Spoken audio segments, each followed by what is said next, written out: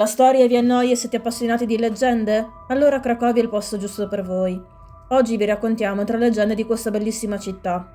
Partiamo da Reykjavik Glotny, una tra le piazze più grandi d'Europa, in cui domina la Basilica della Santissima Maria Vergine.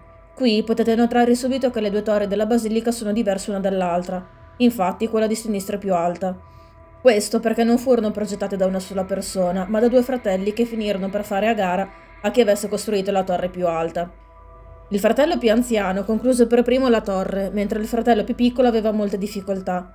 Nonostante ciò, il fratello minore non si dette per vinto, e mentre il più grande si sedeva sugli allori e si godeva la fama conquistata dall'aver costruito la torre più alta, il minore continuò a lavorare sodo e procedette nella costruzione di una torre che sembrava destinata a superare quella del fratello. Quando il fratello maggiore si rese conto che sarebbe stato superato dal fratello minore, cadde in depressione e iniziò a bere. Così un giorno il diavolo gli portò un coltello con cui uccise il fratello minore dopo un violento litigio. Pentitosi però del gesto appena compiuto, decise di togliersi la vita.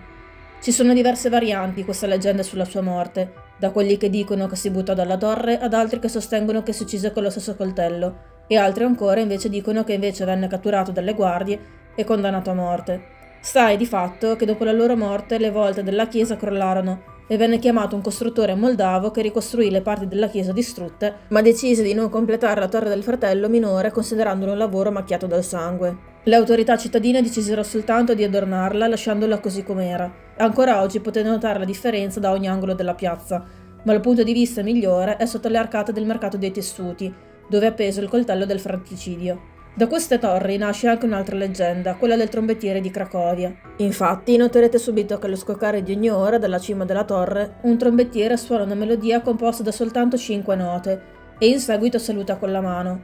Queste note vogliono ricordare la Heinal, una melodia suonata in caso di pericolo dal 1240, in occasione dell'attacco dei tartari.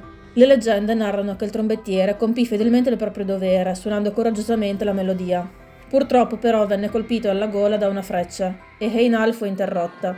Nonostante ciò, il suo gesto premise ai soldati di difendere la città dall'attacco e costrinse i tartari alla ritirata. Da lì in poi quelle note vengono suonate ogni ora per ricordare il coraggioso trombettiere, interrompendosi la stessa nota in cui si era interrotta la melodia del 1240. Prima di concludere il nostro video al castello per la nostra ultima leggenda di Cracovia, vi chiediamo però di farci sapere nei commenti se questo tipo di video vi piace e ne volete anche degli altri. Torniamo a noi con l'ultima leggenda e forse la più famosa di Cracovia, cioè quella sul drago, che è diventato anche uno dei simboli della città di Cracovia stessa.